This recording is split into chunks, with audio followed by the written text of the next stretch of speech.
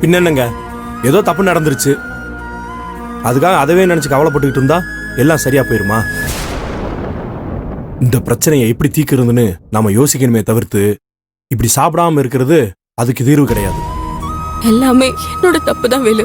இந்த குடும்பம் உடையாம ஒற்றுமையா இருக்கணும்னு நினைக்கிற ஏன் மூலமாவே இன்னைக்கு இந்த குடும்பம் 2 பட்டு உடைஞ்சிருக்கு. மாமா அன்னைக்கு என்கிட்ட இந்த விஷயத்த 4 செவத்துக்குள்ள நம்ம 4 பேரோட முடிஞ்சு போகணும்னு அவ்வளவு தூரம் சொல்லியும் இந்த விஷயத்தை அம்மா கேட்டப்போ நான் சொல்லியிருக்க கூடாது.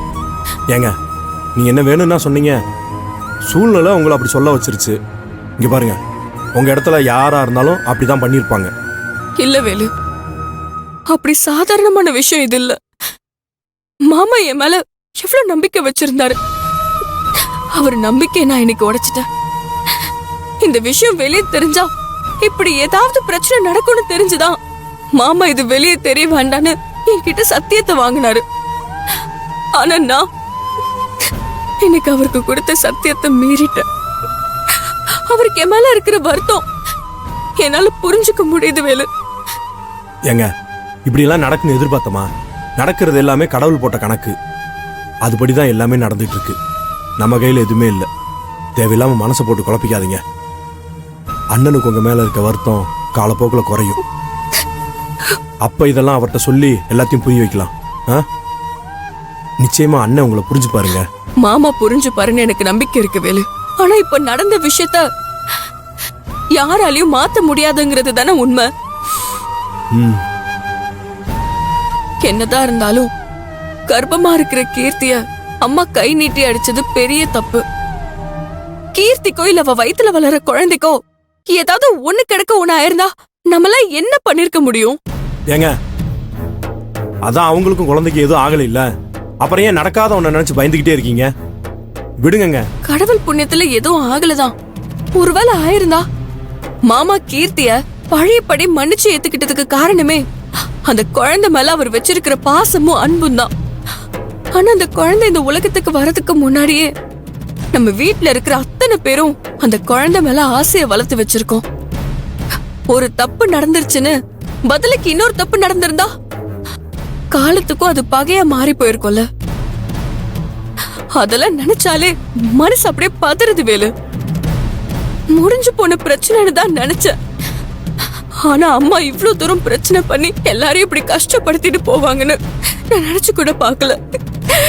இது இவ்வளவு பெரிய பிரிவை ஏற்படுத்தும்னு நான் நினைக்கல வேலு. இங்க பாருங்க, உங்க வருத்தம் எனக்கு நல்லா புரியுதுங்க. ஆனா அத்தையோட இடத்துல இருந்து நாம கொஞ்சம் யோசிச்சு பார்க்கணும்ல.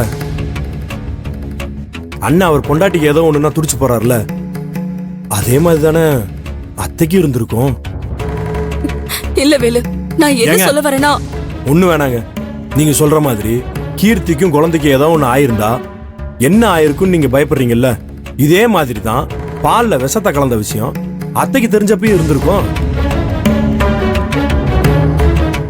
பிறக்காத குழந்தைய நினைச்சு இங்க இருக்கிறவங்க இவ்வளவு துடிக்கும் போது மாமா அதை குடிச்சிட்டு அவருக்கு ஏதாவது ஒண்ணு ஆயிருந்தா கட்டின பொண்டாட்டி அவங்களுக்கு எப்படி இருந்திருக்கும்? கொஞ்சம் யோசிச்சு பாருங்க. என்ன கேட்டா அவங்க வந்து சண்டை போட்டது பெரிய தப்பு இல்லைன்னு தான் சொல்லுவேன். உப்ப தின்னவே என்னைக்கு இருந்தாலும் தண்ணி குடிச்சுதாங்க ஆகணும். கீர்த்தி பண்ண விஷயம் வெளியே வந்தா இப்படியெல்லாம் ஆகும் தெரிஞ்சுதானே அண்ணன் நம்ம கிட்ட சத்தியம் வாங்கினாரு. ஆனா இந்த விஷயம் இப்படி வெளியே தெரியாம மண்ணோட மண்ணா மக்கி போயிருந்தா அவங்க லட்சணம் யாருக்கு தெரியாமல போயிருக்கும். இப்ப அவங்கள பத்தி இந்த வீட்டுல எல்லாத்துக்கும் தெரிஞ்சது ஒரு விதத்துல நல்லதாங்க.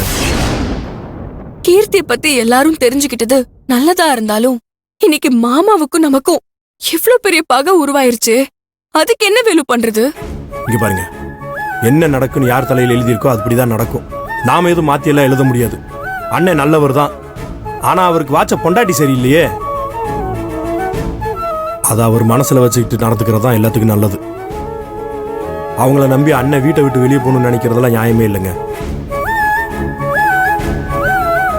நாளைக்கு சொத்து மேல ஆசைப்பட்டு அவங்க அண்ணன் மேல வன்மத்தை காட்ட மாட்டாங்கன்னு யாருக்குங்க தெரியும்?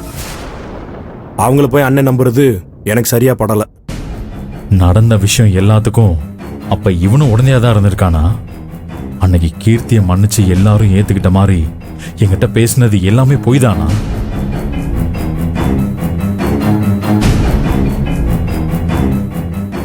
அப்படிலாம் இல்ல வேலு. நீங்க சொல்றது எல்லாமே உண்மைதான். ஆனா இதெல்லாம் கீர்த்தி மனசு மாறி திருந்துறதுக்கு முன்னாடி இருந்தப்ப வேற. ஆனா இப்ப அவ திருந்தி மாமா கூட சந்தோஷமா எந்த பிரச்சனையும் இல்லாம இருக்கும்போது இப்ப எல்லாருக்கும் தெரிஞ்சதுதான் தேவையில்லாத குழப்பத்தை உண்டாக்கி இருக்கு. என்ன இருந்தாலும் எங்க அம்மா அப்படி வந்து பண்ணிருக்க கூடாது. அவங்க பண்ணது பெரிய தப்பு. இத மாமாவே மன்னிச்சாலும் நான் நிச்சயமா மன்னிக்க மாட்டேன். அவங்க வேற யாருக்காகவாவது இல்லைனாலும் எனக்காகவாவது கீர்த்தி மேல கை வச்சிருக்க கூடாது. இனிமே இதனால குடும்பத்துக்குள்ள என்னென்ன பிரச்சனை எல்லாம் வெடிக்க போகுதுன்னு நினைச்சாலே உடம்பெல்லாம் நடுங்குது. மாமா எந்த ஒரு மனநிலைமையில வீட்டை விட்டு போறேன்னு முடிவெடுத்திருப்பாருன்னு என்னால உணர முடியுது வேலு. இங்க பாருங்க, இப்போதைக்கு இந்த பிரச்சனையை ஆற போடும், எல்லாமே சரியா போயிடும். நீங்க இப்படி தேவையில்லாம நடந்ததை போட்டு குழப்பி இப்படி சாப்பிடாம இருக்கிறது உங்க உடம்ப தான் பாதிக்கும். இல்ல வேலு, ஏங்க நான் தான் சொல்றேன் இல்ல, நான் குடிக்கிறதுக்கு பாலாச்சு எடுத்துட்டு வரேன், நீங்க உட்காருங்க. வேண்டாம் வேலு, பரவாயில்ல, எனக்குலாம் எதுவும் வேண்டாம்.